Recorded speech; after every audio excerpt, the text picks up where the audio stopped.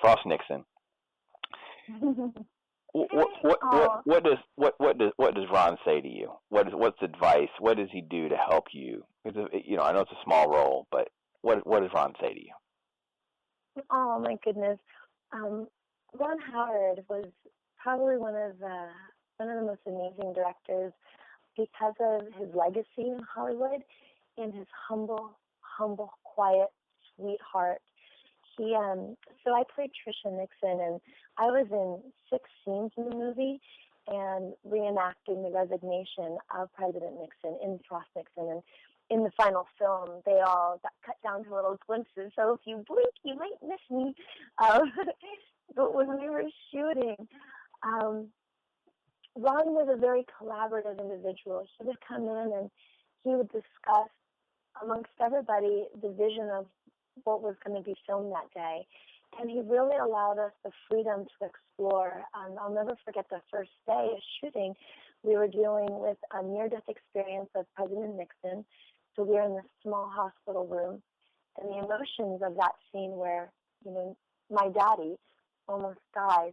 And the same moment is when he's being pardoned by Harold Ford. So you have 2 big emotional things. And so the emotion was, full for the entire family.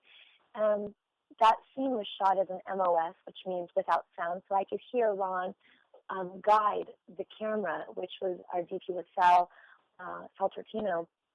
And he would just hold the camera and he would be like, okay, push into President Nixon. Okay, now go up to Patty, which was Pat Nixon. And then as the emotion filled in my soul for my daddy, and I reached for his hand to, there's a little moment that I have with these ice chips where he's nodding off, and I grab his hand. And as I grab his hand, the emotion comes over me. I was like, Daddy, you're going to make it. And the emotion just fueled in my eyes. And then Ron's like, okay, push down to Tricia. Okay, hold there. Okay, push in.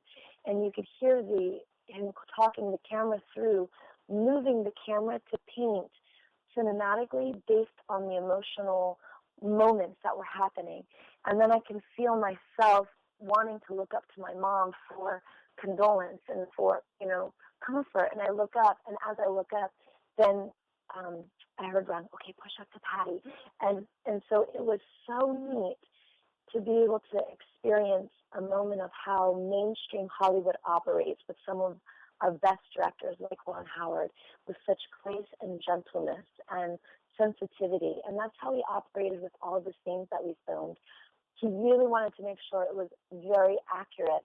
We looked at archival footage before we even filmed the walking onto the helicopter, presidential helicopter, and he had out in these small little videos looking at archival footage, and he made sure all of us was, focusing on all that. And those were the specifics of details that Ron wanted to master. And so I just walked away with how humble, how collaborative, how giving, how warm and supportive he was. And then later on when we were at a screening, there's a big, Hollywood screening, he came in the side door. Nobody would even know he was there. And he had this little hat on, and he just kind of blended in, and he didn't want to stand out. He wasn't a person to say, hey, look at me.